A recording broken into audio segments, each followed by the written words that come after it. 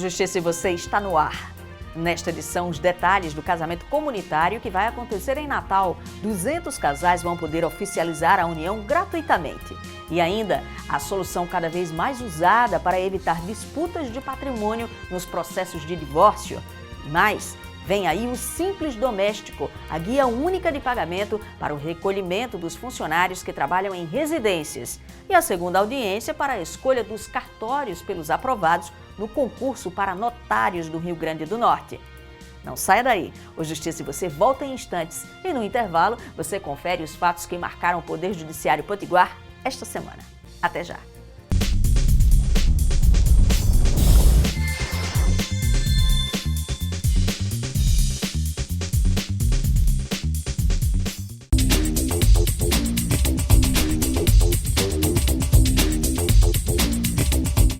O Pleno do Tribunal de Justiça do Rio Grande do Norte rejeitou a ação direta de inconstitucionalidade movida pela Federação das Empresas de Transporte de Passageiros do Nordeste. A ação questionava a legitimidade de emenda à Lei Orgânica do município de Natal, que transfere para o município a obrigação de emitir e comercializar Vale Transporte. O artigo 1º que ele discute da inconstitucionalidade, ele é absolutamente constitucional, está dentro das normas da Constituição estadual, federal, depois estadual, e dentro da normatização toda que envolve o transporte. É um assunto específico, é um assunto interno do município de Natal, e daí foi improcedente. Redescobrindo a Lei 9.099/95 foi o tema do Encontro Estadual dos Juizados Especiais, ocorrido na Escola da Magistratura do Rio Grande do Norte. O evento comemorou os 20 anos de existência da Lei dos Juizados, com palestras que debateram o futuro da instituição em todo o país. Estamos concentrando esforços para fazer a realização de mais de 800 audiências em todas as comarcas do estado, onde há juizados especiais. Os juizados especiais são um divisor de águas e são uma grande revolução que houve na organização judiciária desse país, aproximando o judiciário do cidadão, da sociedade e permitindo que muita coisa que antes ficava num limbo, era demanda reprimida, viesse a ser apreciado pelo judiciário. O Pleno do Tribunal de Justiça do Rio Grande do Norte aprovou resolução que disciplina o funcionamento da audiência de custódia na comarca de Natal e determina a instalação da central de flagrantes. A unidade vai funcionar no prédio do antigo Grande Hotel, no bairro da Ribeira, na capital. A partir da implantação da central, os presos em flagrante deverão ser apresentados a um juiz em até 24 horas após a prisão. O início das atividades está previsto para a primeira quinzena de outubro. O Tribunal de Justiça hoje aprovou as normas que vão guarnecer esse novo órgão jurisdicional, efetivando o direito do cidadão, principalmente o cidadão mais pobre, em ser ouvido por um juiz no prazo de 24 horas, o que resgata um direito da cidadania brasileira que há muito estava esquecido. E esperamos agora que o Estado faça a parte que lhe cabe, que cabe ao Poder Executivo, para que nós possamos oferecer ao cidadão esse direito que já existe há muitos anos e que vem sendo negado pelo Poder Judiciário. A expansão da justiça restaurativa foi tema de encontro entre o Núcleo Permanente de Métodos Consensuais de Solução de Conflitos e a Coordenadoria Estadual da Justiça para a Infância e Juventude do TJRN. O projeto foi apresentado aos servidores das varas da Infância e Juventude e a diversas instituições, como a Secretaria de Trabalho e Assistência Social e a Fundação Estadual da Criança e do Adolescente, que podem atuar como parceiras na solução de litígios de forma amigável. A Justiça Restaurativa no Brasil está completando 10 anos esse ano, que foi um trabalho pioneiro feito em 3 estados diferentes, junto a 3 tribunais de justiça, através do programa do PNUD, o Programa de Desenvolvimento das Nações Unidas, e foi implantado primeiramente em São Caetano do Sul, no interior de São Paulo, na comarca de Caxias do Sul, em Porto Alegre, e em Brasília, junto aos juizados especiais criminais. E ao longo desses 10 anos vem se desenvolvendo prática da justiça restaurativa, seja com uma prática de mediação vítima-ofensor ou através dos círculos restaurativos, que são círculos de construção de paz. Nós queremos, de fato, mudar a cultura, e para mudar a cultura isso leva tempo. E nós não estamos preocupados agora com resultados. Nós queremos implementar experimentar, fazer funcionar e esperar que os resultados venham espontaneamente. E nós acreditamos que virão. Por quê? Porque a experiência de outros estados tem mostrado isso, como por exemplo, no Rio Grande do Sul, em São Paulo, Paraná e Santa Catarina.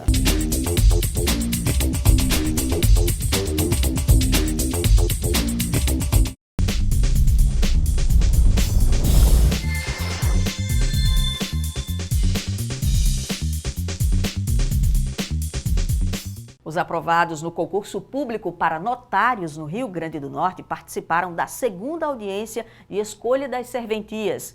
Dos 119 cartórios previstos no concurso, 30 foram novamente ofertados para a seleção. O Tribunal de Justiça do Rio Grande do Norte realizou a segunda audiência para o processo de escolha dos cartórios aos aprovados no primeiro concurso público para notários. A sessão foi aberta pelo presidente do Tribunal de Justiça, o desembargador Cláudio Santos.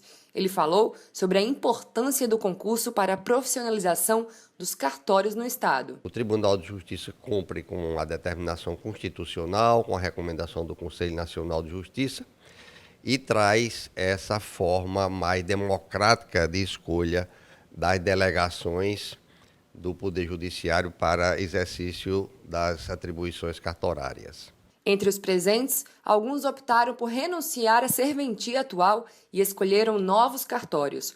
Outros preferiram aguardar a próxima audiência, que deve ocorrer ainda este ano. Nós estamos de parabéns, os novos tabeliães e tabeliães estão de parabéns também. E nós trabalhamos, inclusive, pelo menos sugerimos a eles que saiam dos seus birôs. Muitas vezes nós chegamos numa pequena cidade, muitas pessoas não são casadas, muitos filhos não são registrados e a maioria das propriedades, que não são, na verdade são postas, não são registradas. Com o trabalho do tabelião buscando exatamente essa população junto aos órgãos sociais da prefeitura, do próprio Estado, a gente legaliza e legitima as famílias e legaliza as propriedades. Muitos aprovados vindos de outros estados recorreram a um mapa para escolher a serventia. Cada um teve até 4 minutos para tomar a decisão. 30 vagas foram disponibilizadas para fazer a escolha dos demais aprovados. Essa é a segunda audiência que acontece depois dos primeiros candidatos terem renunciado ou não terem assumido os cargos no prazo estipulado. De 238 serventias que foram distribuídas em 48 municípios, apenas 4 não foram escolhidas pelos aprovados e seguem com tabeliãs interinos. Que mais uma vez, todos nós, Poder Judiciário do Rio Grande do Norte, está de parabéns.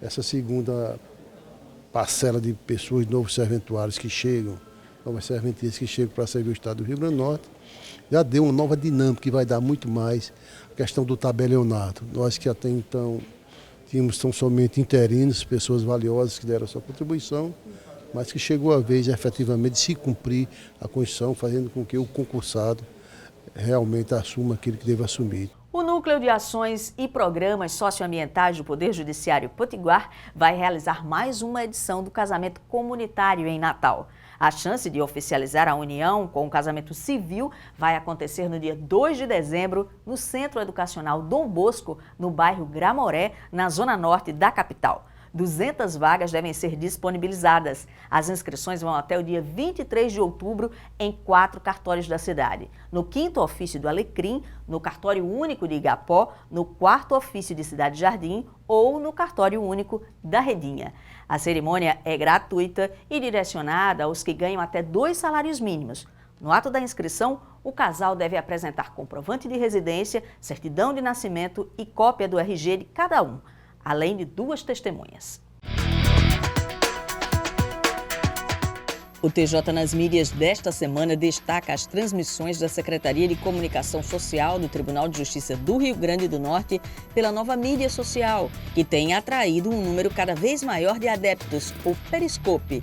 Para acompanhar ao vivo a transmissão de eventos, entrevistas e os bastidores de tudo o que movimenta o Poder Judiciário Potiguar, basta seguir o TJRN no Periscope.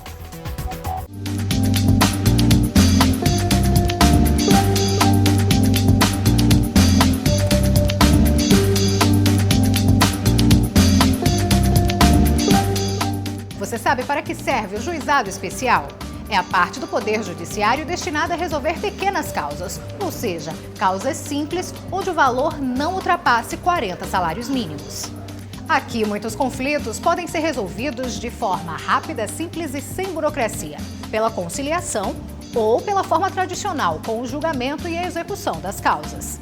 Todos os serviços são gratuitos. Só existe cobrança de taxas caso uma das partes recorra da sentença, haja de má-fé ou falte sem justificativa a uma das audiências marcadas. É importante saber que só é necessário contratar um advogado se o valor em questão ultrapassar 20 salários mínimos ou se uma das partes discordar da decisão judicial e quiser entrar com um recurso.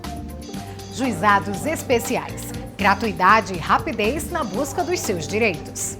O Justiça e Você faz agora um pequeno intervalo. Na volta falamos sobre a novidade na vida de patrões e funcionários domésticos, o novo Simples Doméstico.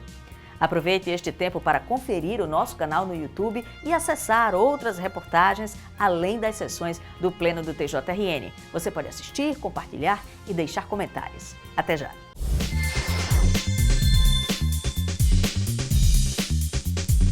Dentro de alguns dias, entra em vigor em todo o país o novo Simples Doméstico. É a unificação das taxas e recolhimentos que devem ser feitos pelos patrões referentes a cada empregado doméstico que ele contratar.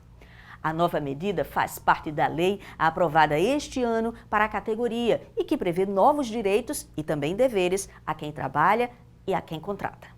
É na casa da professora Maria das Dores que Rosilda trabalha. A relação entre patroa e empregada tem mais de 35 anos, tempo suficiente para que a doméstica se aposentasse e voltasse a ser contratada na mesma casa. As obrigações ela já conhece de cor, os direitos também. Acredito que hoje essa lei está chegando um pouco tarde para mim, diante dos benefícios que estão vindo, mas que está muito bom para muita gente que já vai começar agora. Em 2015, algumas regras relacionadas à contratação de empregados domésticos mudaram, entre elas a criação de banco de horas e o recolhimento do Fundo de Garantia por Tempo de Serviço, o FGTS. Na casa da professora, as novas regras já vigoram. Não tenho quase que adequação para fazer. Por quê? Porque carteira assinada ela já tinha. Salário mínimo e mais do que salário mínimo ela já tinha. Só não tinha FGTS, porque eu não estava pagando e agora estou aguardando. Inclusive, além disso, eu pago plano de saúde para ela. Os novos benefícios vão custar ao empregador o equivalente a 20% do salário do funcionário. 8% de INSS, 0,8% de seguro contra acidentes, 3,2% que farão parte de um fundo para casos de demissão sem justa causa, mais 8% de FGTS. Tudo pago em um único boleto. É o Simples Doméstico. Além disso, o prazo de pagamento também foi encurtado. Passou do dia 15 para o dia 7 de cada mês. A jornada é de 44 horas semanais. Se o empregado fizer hora extra, as primeiras 40 horas devem ser pagas dentro do próprio mês trabalhado.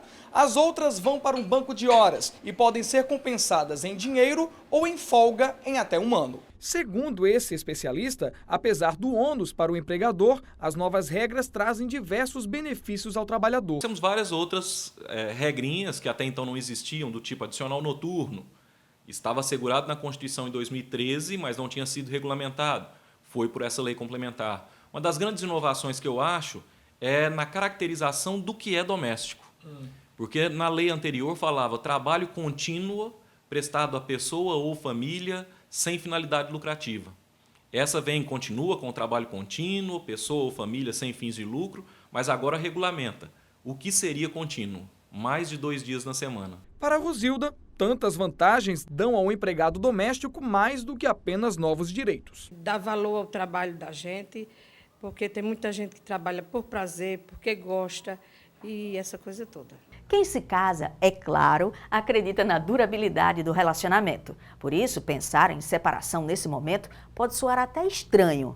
Mas, para um número cada vez maior de casais, tão importante quanto imaginar o casamento dos sonhos é evitar conflitos pela divisão do patrimônio, em caso de divórcio. A saída encontrada tem sido uma medida simples, o pacto antinupcial.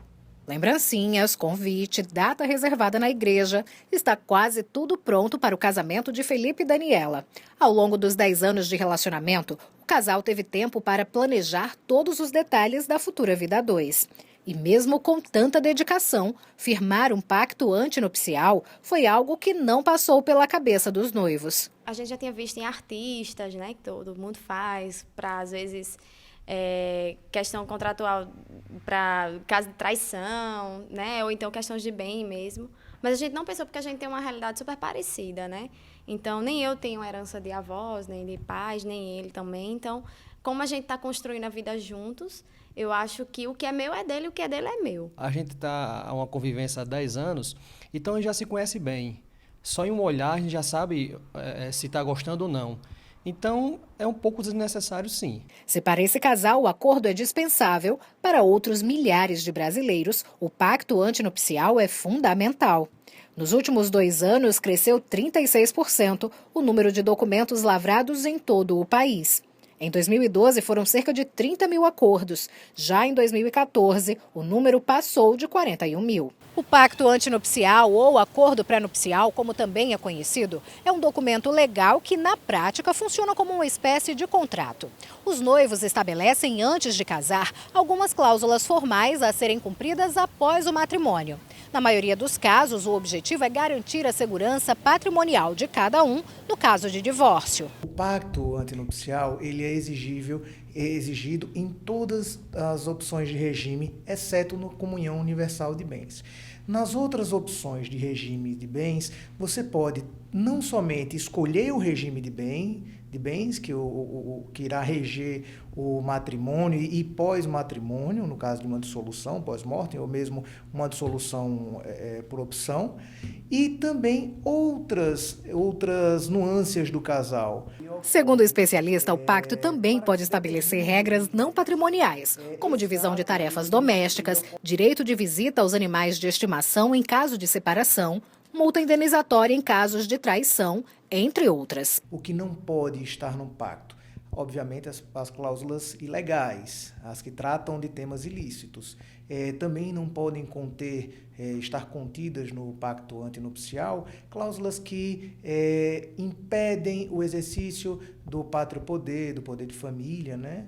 As cláusulas que limitam aí o direito de habitação, o direito real de habitação, não podem estar contidas no pacto antinupcial. As cláusulas que impedem também, limitam o direito ao usufruto dos bens dos filhos. O documento é extrajudicial e deve ser firmado por escritura pública em cartório. As cláusulas entram em vigor a partir da data do casamento. Para a elaboração de um pacto antinupcial, é necessário que os nubentes se dirijam para se habilitarem ao casamento e, no momento da habilitação, redigida a uma escritura pública. Sem essa formalidade, o pacto é nulo. E o Justiça e Você volta na próxima semana. Até lá, você já sabe, acompanhe os fatos do Poder Judiciário pelo nosso site no TJRN e também nas nossas páginas nas redes sociais. Reveja esta e outras edições do programa, deixe comentários e também sugestões de temas para as nossas reportagens e entrevistas. Obrigada pela audiência e até o programa que vem.